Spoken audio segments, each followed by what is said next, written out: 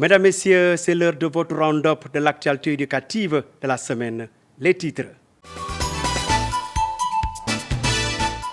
Nouvelle initiative pour la transformation humaniste de l'éducation. Un partenariat du ministère de l'Éducation nationale et de la plateforme Yai Jambar. La caravane scientifique 2025 à la gouvernance de Tambacounda, un accueil jugé chaleureux.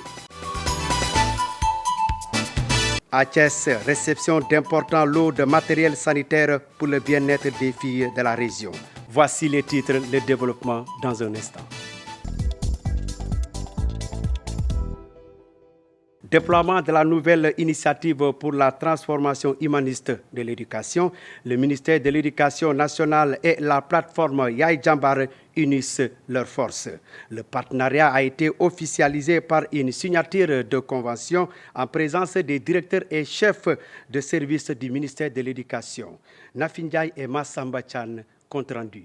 Ces signatures officialisent le partenariat entre le ministère de l'Éducation nationale et la plateforme Yai Jambar dans le cadre de la nouvelle initiative pour la transformation humaniste de l'éducation, NITE. L'école que nous voulons doit former des citoyens libres, des citoyens responsables, des citoyens éthiques, conscients de leurs droits, mais aussi de leurs devoirs. Pour porter cette transformation, une gouvernance scolaire refondée est nécessaire, ouverte, inclusive et articulée aux dynamiques territoriales. La réussite de cette vision passe donc par une implication forte de toutes les parties prenantes, à commencer par les communautés elles-mêmes. Le NITE est un programme qui permet de développer chez les enfants, dès les plus petites classes du système éducatif, les valeurs intrinsèques de citoyenneté, de Djom, de Ngor et de Kersa. C'est pourquoi le rôle de Yai Jambar et de toutes les familles d'acteurs est important dans le processus. Dans un contexte où la crise des valeurs devient de plus en plus une préoccupation en tant que fait de société, prendre une telle initiative montre à suffisance la vision éclairée que vous avez sur les missions qui vous sont confiées. En scellant ce partenariat aujourd'hui, nous nous approprions le programme NITE et en faisant le nôtre. Ainsi, nous nous engageons à jouer notre partition et promettons une franche collaboration auprès de vos équipes. Nous attendons de vous que vous deveniez les ambassadeurs de NITE auprès des familles, des quartiers, des villages, dans chaque école et chaque espace communautaire. Votre mission consistera à impulser une dynamique de sensibilisation, de mobilisation sociale et d'adhésion collective à la restauration des valeurs à travers l'école. La signature de convention est un prélude à la cérémonie de lancement officiel du partenariat entre le ministère de l'Éducation nationale et la plateforme Yai Jambar. Elle sera présidée par le Premier ministre Ousmane Sonko.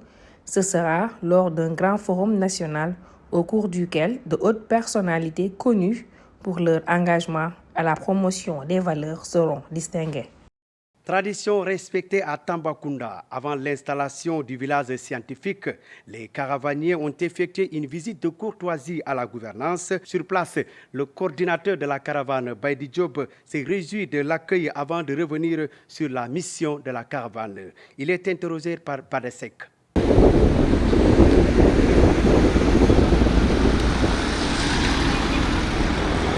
Il est convaincu que l'on ne peut pas développer le pays sans les scientifiques. Or, le pourcentage de scientifiques est aujourd'hui inférieur à 20% au Sénégal, contre plus de 80% de littéraires. Et c'est pour inverser cette tendance que la caravane s'inscrit dans cette dynamique de promotion de la culture scientifique. Nous avons, en plus du chef de l'État, reçu 6 ministres qui l'accompagnaient. Tout cela témoigne de l'importance que l'État accorde à cette mission. Et en 2015, nous avions fait 7 régions avec 17 étapes. Cette année, 10 ans après, nous allons faire les 14 régions du Sénégal et en une quarantaine de jours. Et ça en vaut la peine. Et les caravaniers se sont spécialisés dans des domaines différents, dans des domaines variables. Il y en a qui font de la robotique, Il y en a qui font de l'intelligence artificielle, il y en a qui ont les drones, et il y a ceux qui vont montrer la réalité virtuelle augmentée, il y a l'astronomie, il y a la physique, des expériences en physique amusantes, etc. Et tout cela, on ne le fait pas pour faire plaisir tout simplement aux enfants, mais pour apprendre aux enfants à refaire la même chose. Quand on leur montre un robot, ce n'est pas pour qu'ils voient cette production et qu'ils s'en aillent, mais qu'ils comprennent les mécanismes de production de cet outil et qu'ils en soient capables, qu'ils se disent qu'ils sont capables, après les informations qu'ils ont reçues, de faire un robot ou en tout cas d'approfondir leurs connaissances pour aller dans le sens de la réalisation de ces éléments-là. Nous voulons cultiver, en tout cas, de plus en plus, ou réduire de plus en plus la dépendance dans le domaine de la technologie. Parce que nous avons de la matière, nous avons des hommes qui sont capables de faire beaucoup de choses. Il faut que les éléments dont nous avons besoin soient fabriqués par les Sénégalais eux-mêmes. Dans le même siège, la caravane a été reçue par l'adjointe au gouverneur. Diaratou Ndiaye a exprimé toute sa satisfaction à l'initiative de l'Agence sénégalaise d'études spatiales. Je vous souhaite la bienvenue dans la belle région de Tambacounda. Je salue déjà votre démarche qui constitue, comme vous l'avez dit, la science est un levier en tout cas fort sur lequel nous devons nous appuyer pour le développement économique et social de notre pays. Donc je salue déjà votre démarche qui constitue d'abord en tout cas en tout cas, si je peux le dire ainsi, vous constituez déjà une référence pour nos élèves et aussi cela permettra à réveiller en tout cas le talent qui dort en chacun d'entre eux, en leur montrant que c'est possible de le faire grâce à vos frères et sœurs qui sont là et qui l'ont réussi. Donc ça, c'est une belle chose parce que nos élèves, quoi qu'on dise, ont besoin de références, ont besoin aussi qu'on leur montre la voie. Et comme vous l'avez dit, aujourd'hui, on voit qu'il y a une énorme différence ou bien un énorme gap entre les scientifiques et les littéraires. Et pour renverser la tendance, à défaut d'avoir plus de scientifiques, au moins avoir un certain équilibre entre les deux séries. Ça, c'est une bonne démarche que nous saluons parce que ça va permettre de, comme je l'ai dit, de faire comprendre aux élèves qu'ils sont capables de le réussir et ainsi orienter un peu leur choix selon leur talent spécifique à chacun. Je salue également la démarche d'ouverture que vous avez adoptée en intégrant les autres nationalités. Comme vous avez dit, la science, elle est universelle. Donc l'interdépendance aussi est marquée par cette démarche que vous avez adoptée. Aucun pays, en tout cas, ne peut aller sans l'autre, surtout en ce qui concerne les sciences de manière générale et en ce qui concerne l'espace aussi. Donc nous saluons cette démarche. Nous vous remercions encore une fois et vous souhaitons la bienvenue à Tambacounda. Nous vous remercions au nom des élèves de la région de Tambacounda, également au nom des enseignants et de toute la population de Tambacounda. Nous, en tout cas, autorités administratives ainsi que les services techniques, nous réitérons notre disponibilité à vous accompagner. Et vous souhaitons encore, avant de terminer, nous vous souhaitons un bon séjour dans la région de Tambacounda. Restons toujours à Tambacounda. La caravane scientifique a émerveillé les visiteurs, lesquels ont montré de réelles motivations d'épouser les filières scientifiques, suivant leur réaction.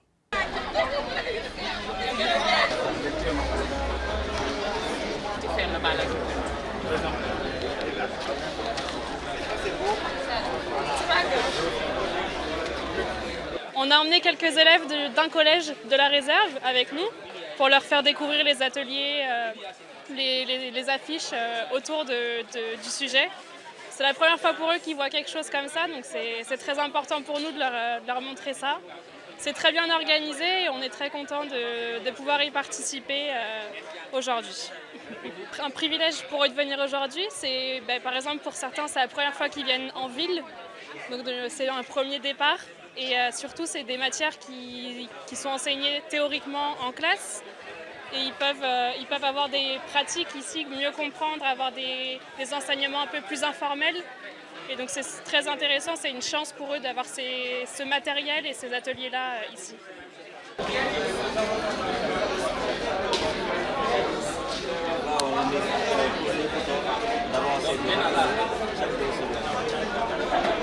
Attention là-bas. Là, j'ai fait le bon.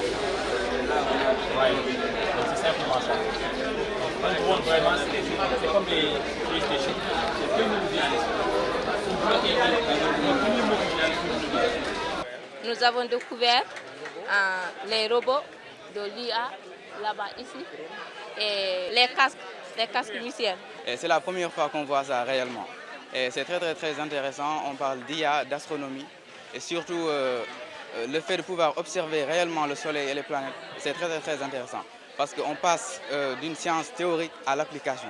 Les filières scientifiques, c'est une chance énorme parce qu'aujourd'hui, disons que si l'Europe dépasse l'Afrique, c'est grâce à la science, tout simplement.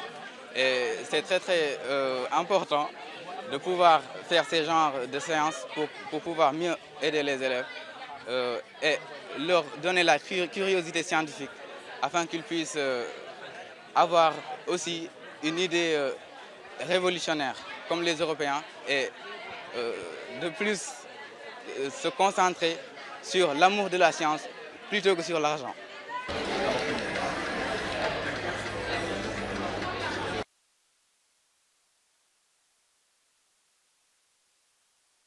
Aujourd'hui, la journée a démarré vers 10h. Au début, on était un petit peu intrigués de ce qui allait se passer, mais après, on s'est bien amusé. Ça a été très instructif pour nous et ça nous poussera aussi à continuer la filière scientifique pour intégrer ces différents organismes. Oh, cette visite m'a trop impressionnée car je ne m'y attendais pas, mais c'était vraiment exceptionnel car on a découvert beaucoup de choses qu'on n'a jamais vues. Mais ça nous a vraiment boosté pour l'avenir. Ça vous donne l'idée de faire les séances demain? Oui. Et je demande surtout à nos camarades de beaucoup s'entraider dans les études, car c'est grâce aux études qu'on va devenir quelqu'un dans le futur et de beaucoup s'adapter à ça. Car c'est vrai que les études ne sont pas faciles, mais on doit beaucoup s'entraider dans ces trucs-là. Moi, j'avais senti un peu de stress. J'étais trop stressée ce matin. Je pensais que c'était quelque chose d'autre. Mais quand on est entré ici, on a vu différents stands et on les a visités. On a trouvé que c'était trop intéressant parce qu'on a testé des choses qu'on avait dans notre imagination et qu'on rêvait beaucoup de faire. Aujourd'hui, on est venu ici pour visiter la caravane Espace Bus 2025 avec quelques élèves, pour les faire découvrir des notions sur l'astronomie, l'IA, le numérique, la robotique, etc. Puisqu'on compte les envoyer dans les filières scientifiques avec la déperdition des élèves maintenant aux filières scientifiques. Donc ça leur permettra de se motiver encore beaucoup plus. Ils ont beaucoup aimé. Appui aux jeunes filles en milieu scolaire. L'organisation des normaliennes Germaine Le Goff a offert un important lot de matériel scolaire, ainsi que 32 boîtes à pharmacie aux directrices d'école de la ville de Thiès. L'objectif principal est de contribuer aux soins de santé urgents des élèves en milieu éducatif. La cérémonie a eu lieu à la Croix-Rouge. Compte rendu signé Falosec. L'atelier qui réunit des enseignants, des partenaires de l'éducation, des représentants d'institutions locales, entre autres, s'inscrit dans le cadre du plan d'action de l'organisation des normaliennes de Germaine Le Goff, en parfaite cohérence avec l'initiative NITE pour assurer le passage à une véritable société éducative. Je suis venu ce matin au nom de l'inspecteur d'académie de Thiès, El Hadj Gana Sène, pour répondre à une invitation de l'organisation des normaliennes Germaine Le Goff de Thiès. Donc c'est une activité qui entre dans le cadre de leur plan d'action qui vise à accompagner le secteur éducatif dans sa démarche, surtout dans la démarche liée à l'initiative NITE, qui voudrait que l'on glisse du système éducatif vers une société éducative. Et qui dit société éducative, donc, renvoie à toutes les composantes de la société, que ce soit parents d'élèves, que ce soit anciens d'un établissement ou anciens d'une structure. Donc, c'est des organisations qui viennent pour nous appuyer dans tout ce qui touche les axes stratégiques et les 11 leviers stratégiques déjà partagés par le ministre de l'Éducation nationale à travers sa nouvelle vision. La journée a été rythmée par des sessions de formation aux gestes de premier secours, mais aussi par des séances de sensibilisation sur l'impact du bien-être. Pour matérialiser le partenariat, les autorités médicales, en collaboration avec l'ONGC, ont offert des tenues et du matériel médical. Je pense que ça, c'est presque notre deuxième activité qui a trait à la santé. Mais nous avons l'habitude quand même de faire des activités qui ont trait avec l'éducation. Je me rappelle très bien la commission sociale, il y a 2 ans, on a collecté des livres, on a acheté même des livres pour donner ça aux écoles. Dans beaucoup d'écoles, on a quand même renfloué les bibliothèques. On a eu à le faire. Récemment aussi, comme nos enseignants, les gens qui nous ont formés, les enseignants qui nous ont formés à l'école normale, on les a honorés en organisant une grande journée de sargal. Tout ça entre dans le social de la commission. Nous avons eu quand même 3 partenaires essentiels, à savoir le médecin-chef de district, M. Amadou Diouf, qui est médecin ici. C'est lui-même qui nous a prêté la salle. Il a été d'un grand apport. Nous avons aussi la Croix-Rouge, qui est en train de développer la thématique. Nous avons aussi les pharmaciens de Thiès. Nous avons aussi une entreprise tenue par une femme qui s'appelle Amisirelo, Talenta Pro, qui se trouve à Dakar, qui a habillé les enfants et qui nous a aidé à acheter quand même des caisses des pharmacies, des boîtes à pharmacie. Les anciennes normaliennes de Thiès, à travers cette initiative, montrent leur engagement à soutenir l'éducation des filles en prenant en compte les défis sanitaires. Dans leur démarche inclusive, elles confirment encore l'école de demain doit être conduite dès aujourd'hui avec toutes les forces vives de la communauté.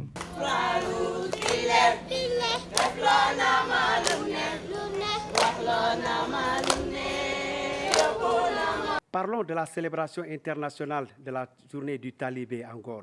L'association des Cœurs solidaires a offert des dons composés de matériel sanitaire, des denrées alimentaires et des habits neufs, avec l'appui de partenaires comme le Crédit Mutuel du Sénégal et la Croix-Rouge.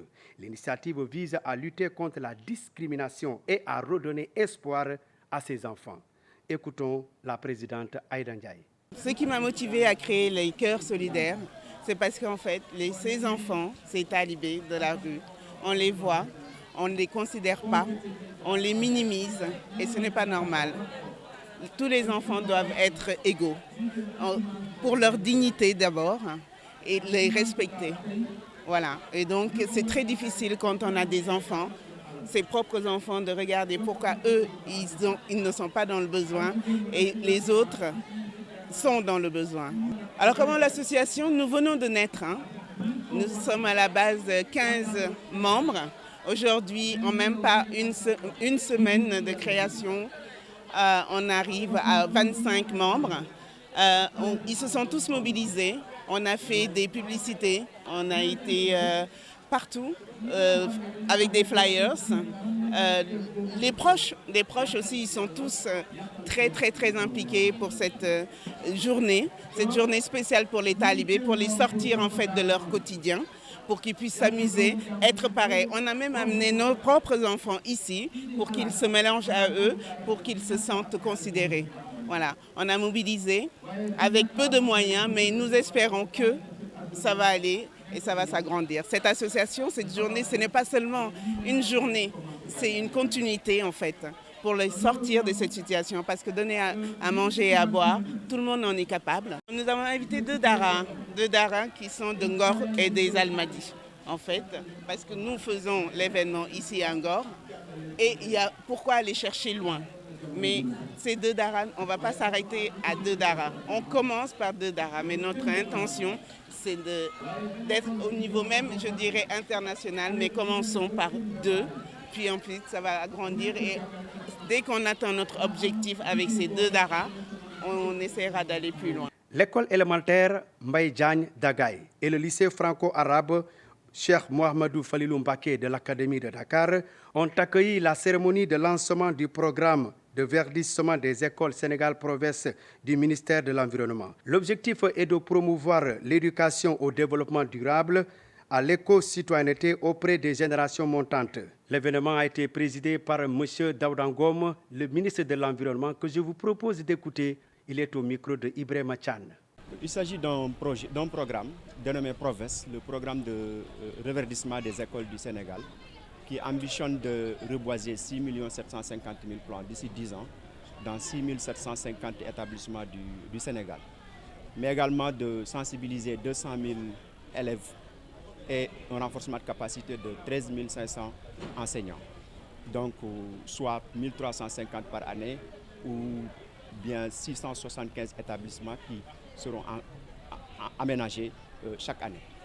Mais également la production d'outils d'éducation à l'environnement au nombre de 10. C'est un programme que nous lançons aujourd'hui dans cet établissement avec le partenaire EFAS qui nous accompagne, et aussi bien dans cet établissement, mais dans un établissement au niveau du point E.